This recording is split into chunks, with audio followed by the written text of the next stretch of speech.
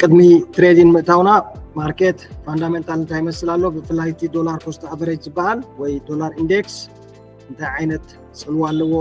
እንታይ ዓይነት አካይዳ ሒዙሎ ዶላር እንታይ ይመስላሎ ኩሉ ርኢና ኢና ናት ፋንዳሜንታል ካ ነዚኦምን ካልኦት ድማ በቶም ፕሬዚደንታት ናይ ዓለምና ዘለዉ ኣብቲ ኢኮኖሚ ድማ ብፍላይ ናይ G7 ዝበሃላ ሃገራት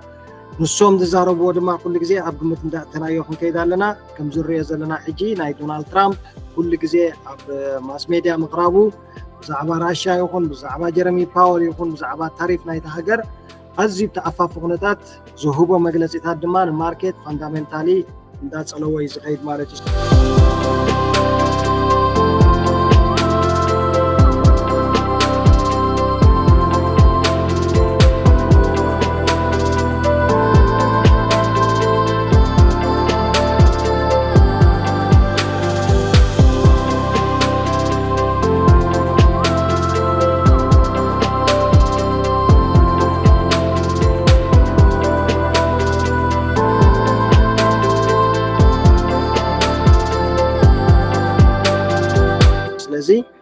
ከም ትሬደር መጠን ወይ ድማ ከም ኢንቨስተር ድማ ኩሉ ግዜ ነዞም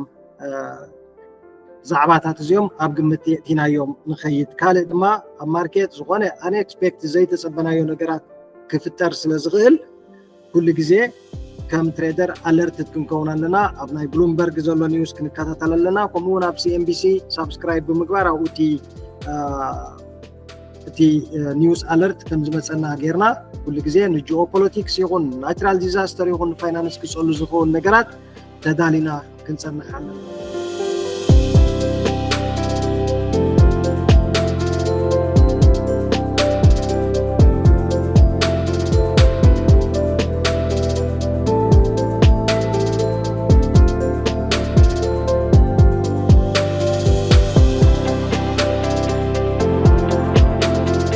እዚ ምስ ንገብር ፋንዳሜንታሊ ነቲ ማርኬት ተዳሊና ከም ዘለና ዘርኢ ማለት እዩ ብድሕሪኡ ናብቲ ቴክኒካል አስፔክት ናይ ማርኬት ንመፅእ ቴክኒካል ድማ ኩሉ ግዜ ትረንድ is your friend ማርኬት እንታይ ዓይነት ትረንድ የርኢ ኣሎ ቡሊሽ ትረንድ እዩ ዘሎ ወይስ ቢሪሽ ትረንድ እዩ ዘሎ ከምኡውን ማርኬትና ኣብ ኮንሶሊዴሽን እዩ ዘሎ ወይ ኣብ ሬንጅ እዩ ዘሎ አኩሙሌት እዩ ዘሎ ኩሉ ነዚ ምርኣይ ድማ ቴክኒካሊ የገድሰና ማለት እዩ ምክንያቱ ኩሉ ግዜ ንሕና ምስቶም ማርኬት ሜከርስ ኢና ንኸይድ እምበር አንጻርናቶም ንኸደሉ መንገዲ የብልና ንሳቶም እቲ ማርኬት ኣብ ትረንድ ከብልዎ ከለዉ ንሕና ድማ ምስኦም ተሰጊዕና ንኣብ ትረንድ ታሕቲ ክንከይድ ኣለና እምበር አንጻሮም ምኻድ ኣይዋፅአናን እዩ ማለት እዩ ስለዚ ኩሉ ግዜ ካብቲ ቦቶም ክሳብ ቶፕ ናይ ማርኬት እንታይ ዓይነት ቅርፂ እንታይ ዓይነት ትረንድ ሒዙሎ ምርዳእ ኣዝዩ ኣገዳሲ ማለት እዩ ነቲ ኣናሊሲስና ድማ ከቕልሎ ይኽእል እዩ ማለት እዩ ብድሕሪኡ ናብቲ ሰንቲመንትስ ወይ ድማ ማርኬት ፊሊንግ ወይ ናይ ማርኬት ቴስት ዝበሃላው ንመፅእ ማለት እዩ እዚ ሰንቲመንት ናይ ማርኬት ድማ ኩሉ ግዜ መኒ ነቲ ማርኬት ኮንትሮል ገይርዎ ዘሎ ኣበናይ ቦታ ኣበናይ ሰፖርት ኣበናይ ሬዚስታንስ ኣበናይ ዲማንድ ኣበናይ ሰፕላይ ኤሪያ እንታይ ዓይነት ካንድል ቢሄቪየር ኣቆይምሎ ማርኬት ድማ እንዳርኣና ክንከይድ ክንክእል ኣለና ማለት እዩ እዚ ነጥብታት እዚ ድማ ንዓና ሓደ ቅልል ዝበለ ኣረኣእያ ኣብ ማርኬት ክህልወና ይኽእል እዩ ኦቨርኦል እቲ ማርኬት ነዞም ሰለስቲኦም እዚኦም ኣዋሃሂድና ኣቲናዮ እቲ ፕሮባቢሊቲ ወይ ድማ ናብ ናሕና ዳይሬክሽን ማርኬት ናይ ምኻድ ዝለዓለ ተኽእሎታት ይህልዎ ማለት እዩ ነዚኦም ከይገበርካ ኣስ ትሬደር ንሕና ማርኬት ተቐብትልካ ኮንካ ግን ንስኻ ብዙሕ ነገራት ጎዲልካ ስለ ዘሎ ነዚኦም ከተስተኻኽሎም ይግባእ ካብዚ ነዚኦም ኣናላይዝ ጌርና ምስ ኣተናዮም ማርኬት ድማ ብድሕሪኡ ዝመፅእ እንታይ እቲ ናይ ሪስክ ማኔጅመንት ዝበሃል ማለት እዩ ምክንያቱ እዚ ማርኬት እዚ ሪስክ ስለ ዘለዎ ኩሉ ግዜ ኣብ ማርኬት ንመዓልቲ per trade per week እናበልና እቲ ሪስክና ክንፈልዮ ክንክእል ኣለና ማለት እዩ ኣስ ትሬደር ድማ ሓደ ሰብ ካብ 1% per trade ከምኡውን 2% ንመዓልቲ ካብኡ ንላዕሊ ኣብ ማርኬት ሪስክ ከነእቱ የብልናን ብከምዚ መንገዲ ድማ ነቲ ሪስክና ኮንትሮል ንገብሮ